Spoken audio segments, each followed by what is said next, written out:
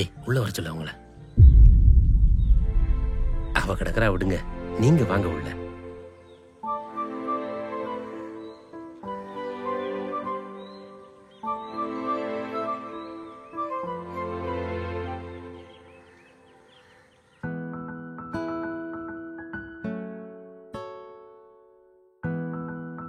சாப்பிடுங்க சாப்பிடுங்க.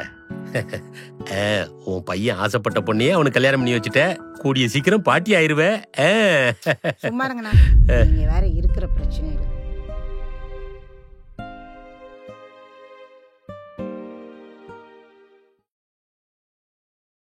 மாமா, இன்னைக்கு எங்களுக்கு கல்யாண நாள், ஆசீர்வாதம் பண்ணுங்க. இதுக்கு ஒன்றும் குறைச்சல் இல்ல. கல்யாணம் ஆகி 4 வருஷம் ஆகுது. வயிற்றுல ஒரு புழு பூச்சிக்கு வழியே காணும். நல்லா இருங்க, நல்லா இருங்க. அத்தை, நீங்க எங்களை ஆசீர்வாதம் பண்ணுங்க.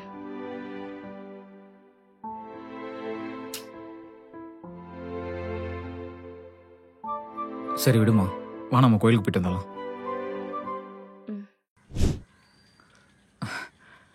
சொல்லு மச்சான். ஹாப்பி ஆனிவர்சரிடா. தேங்க்ஸ்டா. அப்புறம் அந்த ட்ரீட் வச்சிட்டா போச்சு. சூப்பர்ரா. சரி, எங்க உன் வைஃப் கிட்ட கூட? கொடுக்குறேன். ஃப்ரெண்டு. ஹலோ அண்ணா. ஹாப்பி ஆனிவர்சரிமா. தேங்க்யூண்ணா. இதே மாதிரி நீங்க 100 வருஷம் சந்தோஷமா வாழணும். கண்டிப்பா. அப்புறம் நான் அடுத்த வருஷம் வந்து பார்க்கும்போது 2 பேர் இல்ல, நீங்க 3 பேரா இருக்கணும். என்னாச்சுமா, பேச்சே காணோம்? ஒன்றும் இல்லைண்ணா. சரி, நான் வச்சிடுறேன். சரிம்மா. ஏங்க,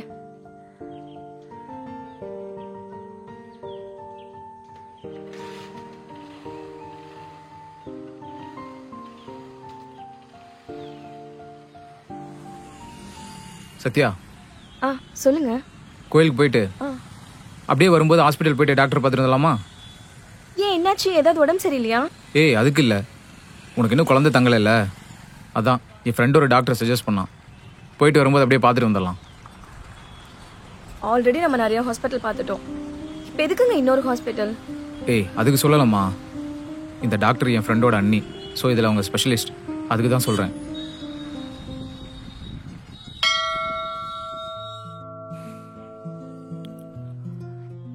போலாமா? என்னாச்சு? நான் வரலங்க. சத்யா ப்ளீஸ் புரிஞ்சுக்க, நான் நம்ம நல்லதுக்காக தானே இதை பண்றேன். எவ்வளவோ ஹாஸ்பிட்டல் போயாச்சுங்க. போன எல்லா இடத்துலயுமே இதே தான் சொல்றாங்க. இப்ப இங்க போனாலும் அதே தான் சொல்லுவாங்க. அதுக்கு எதுக்கு மறுபடியும் போகணும்? சத்யா, இவங்க சிட்டிலே ஒன் ஆஃப் தி பெஸ்ட் டாக்டர்மா. இப்படிதாங்க எல்லா டைமுமே சொல்றீங்க. சரி ஓகே, இதான் லாஸ்ட், போய் பார்க்கலாமே. சரி ஓகே, அப்ப என் கூட சேர்ந்து நீங்களும் செக்அப் பண்ணுங்க. நான் எதுக்கு செக்அப் பண்ணும்? உனக்கு தானே பிரச்சனை இருக்கு. அப்படியா? யார் சொன்னா? பின்ன இல்லைன்னு சொல்றியா? ஆமா, அப்படிதானே போன எல்லா இடத்துலயுமே சொன்னாங்க. சத்யா, நீ தேவையில்லாம பேசிட்டு இருக்க. அப்போ எனக்கு குறை இருக்குன்னு சொல்றியா? தெரியலங்க, ஒரு தடவையாவது செக் பண்ணி பார்க்கலான்னு சொல்றேன். கல்யாண நாள் அதுவும் மூட ஸ்பாயில் பண்ணிட்டீல. ஏங்க,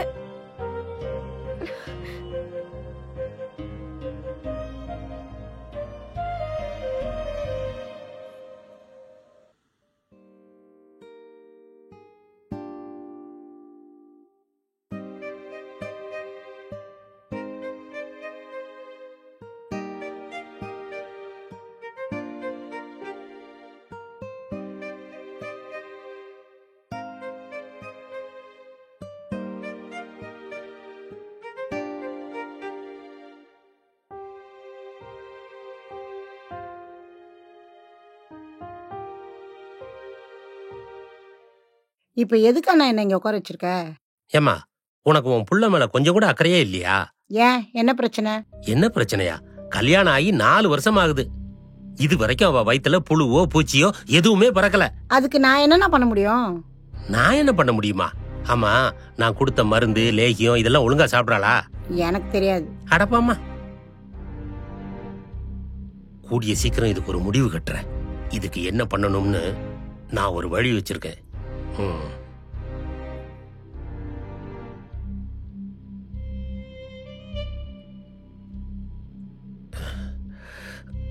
வரேன்.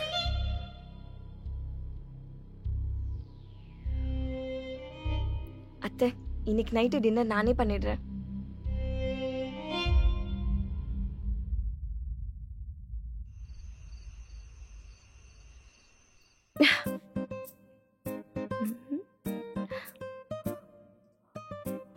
செம்மையா இருக்கு.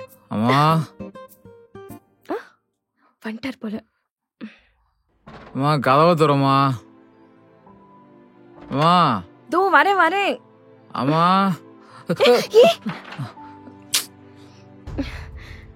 ஏங்க ஒரு நிமிஷம். உங்ககிட்ட பேச எனக்கு இஷ்டம் இல்ல. எனக்கு உங்ககிட்ட பேசணும். இப்ப நான் என்ன பண்ணிட்டேன்னு குடிச்சிட்டு வந்திருக்கீங்க? ஒன்னும் தெரியாத மாதிரி கேட்காத. நான் குடிச்சது காரணமே நீதாண்டி. நானா? நான் என்னங்க பண்ணினேன்? அப்படியே தெரியாத மாதிரி நடிப்ப. ஏண்டி இன்னும் நீ குழந்தை பெத்துக்காம இருக்க?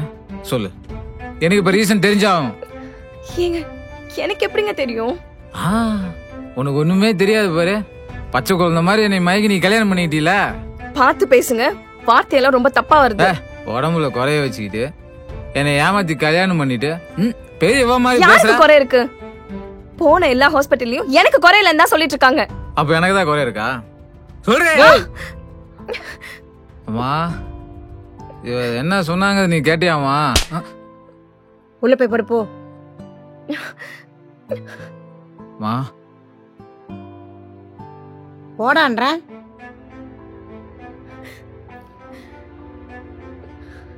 இப்ப சந்தோஷமா உங்களுக்கு? என்ன பாக்குறீங்க? நாங்க 2 பேரும் சந்தோஷமா இருக்க கூடாதுன்னு தானே நினைச்சீங்க. அதான் இப்ப நடந்துருச்சே. போதுமா? நான் அந்த மாதிரி நினைச்சேன்னு உங்ககிட்ட சொன்னா? வாய் திறந்து மட்டும் தான் சொல்லல. ஆனா மௌனமா இருந்து எல்லாத்தையும் சாதிச்சிட்டீங்கல்ல. குறை உனக்கு இல்ல, என் பையனுக்கு தானே எனக்கு நல்லா தெரியும். அப்படி இருக்கும்போது நான் எதுக்கு உன்னை பத்தி இல்லாத போல அதெல்லாம் பண்ணணும்? அப்போ இவ்வளவு நாள் இதெல்லாம் தெரிஞ்சுதான் அமைதியா இருந்திருக்கீங்க. இத்தனை வருஷமா இத்தனை பேர்கிட்ட எவ்வளவு வார்த்தைகள், அதெல்லாம் கேட்டு நீங்க ரசிச்சுட்டு இருந்திருக்கீங்கல்ல. உங்களுக்கு என்ன பிடிக்கலன்னு தான் நினைச்சேன். ஆனா நீங்க என்ன வெறுக்கிறீங்கிறது இப்பதான் புரிஞ்சுக்கிட்டேன். நீங்க என்கிட்ட பேசலனாலும் நான் உங்களை என் அம்மா மாதிரி தான் பார்த்தேன். எத்தனையோ தடவை தனியா நிக்கும் போது எனக்காக வந்து பேச மாட்டீங்களான்னு ஏங்க இருக்கேன். இப்ப என்ன, உங்க பையன் லைஃப்ல நான் இருக்க கூடாது அதானே? இனிமேல் நான் இருக்க மாட்டேன். நான் போயிடுறேன். நீங்களும் உங்க பையனும் இந்த வீட்டுல சந்தோஷமா நிம்மதியா இருங்க.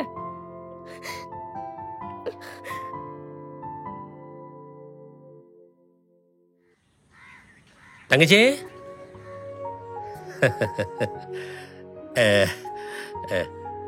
வாங்கண்ணா. உன் பையன் வாழ்க்கைக்காக நான் ஒரு முடிவு பண்ணியிருக்கேன். இந்த போட்டோல எந்த பொண்ணு பிடிச்சிருக்குன்னு பார்த்து சொல்லு. எதுக்குண்ணா? உன் பையனுக்கு 2வது கல்யாணம் பண்ணி வைக்க போறேன். மருமகன் கிட்ட நான் பேசிக்கிறேன். நீ எதுக்கும் கவலைப்படாத. இங்க இருக்கிறவளை அறுத்து விட்டுட்டு நல்ல பொண்ணா பார்த்து இவனுக்கு கல்யாணம் பண்ணி வச்சிடுறேன். இங்க இருக்கிறவள உனக்கும் பிடிக்காதுல்ல? சரிங்கண்ணா. வரப்போற பொண்ணுக்கும் இதே குறை இருந்தா? என்னம்மா பேசுற நீ? அத பத்தி எல்லாம் நீ எதுக்கும் கவலையே படாத. நான் நல்ல தீர விசாரிச்சுட்டு தான் கல்யாணம் பண்ணி வைப்பேன். சரி, பொண்ணு வீட்டுல ஏதாவது பிரச்சனை இருந்து அதை மறைச்சு கல்யாணம் பண்ண பார்த்தாங்கன்னா? என்னம்மா நீ இப்படி எல்லாம் கேக்குற? 4 பேர்கிட்ட விசாரிக்காமலா கல்யாணத்துக்கு ஏற்பாடு பண்ணுவேன்?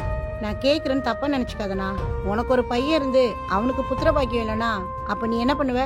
ஏமா என் பையனுக்கு ஏமா அந்த நிலைமையெல்லாம் வரப்போகுது? அவன் சிங்க குட்டி. ஏன்னா என் பையனுக்கு அந்த பிரச்சனை இருக்கு. என்னம்மா சொல்ற? நீங்க எத்தனை பொண்ணு பார்த்தாலும் குழந்தை பிறக்கிறது கஷ்டம்தான். குறை பொண்ணுகிட்ட இல்ல, என் பையன் கிட்ட. உனக்கு எப்படிமா தெரியும்? ஏன்னா இதே பிரச்சனை என் புருஷனுக்கும் இருந்துச்சு. எங்களுக்கு கல்யாணம் ஆகி 5 வருஷம் கழிச்சுதான் குருவே பிறந்தான். எனக்கு ஒரு விஷயம் மட்டும் புரியலண்ணா, என் குடும்பத்து மேல உங்களுக்கு என்ன அவ்வளவு அக்கறைன்னு. ஒண்ணு மட்டும் சொல்றேன், எனக்கு வந்திருக்க மருமக தங்கம். அவளை எனக்கு பிடிக்காதுதான்.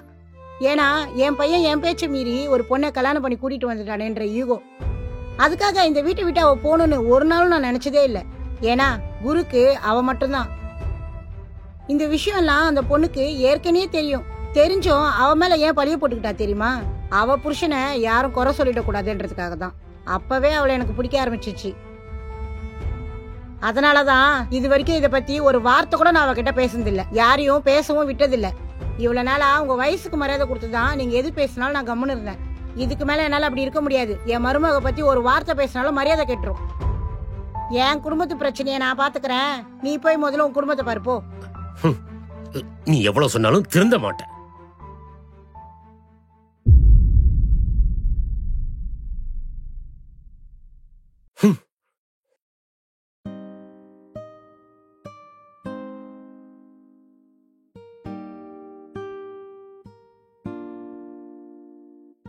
தேங்க்ஸ் அத்தை. இன்னமும் நான் உன்னை ஏத்துக்கல. அதுக்காக யார்கிட்டயும் உன்னை விட்டு கொடுக்கவும் முடியல. குரு கிட்ட நான் பேசிக்கிறேன். இனிமே உன்னை யாரும் எதுவும் சொல்ல மாட்டாங்க.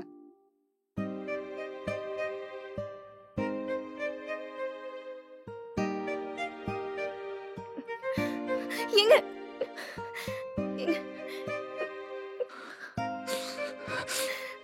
சாரிடி, இத்தனை வருஷமா என் மேல குறைய வச்சுக்கிட்டு உன்னை ரொம்ப ஹர்ட் பண்ணிட்டேன். எங்க இல்ல மற்றவங்களையும் ஹர்ட் பண்ண விட்டுட்டேன். எங்க பரவாயில்லைங்க. இது ஏன் நீ என்கிட்ட முன்னாடியே சொல்லல? சொன்னா இப்படி நீங்க உடைஞ்சிருவீங்கன்னு தான் சொல்லல. இதுக்கப்புறம் உன்னை யாரும் எதுவும் சொல்ல விடாம நான் பாத்துக்கிறேன். இது ஏன் மேல சத்தியம். ம்.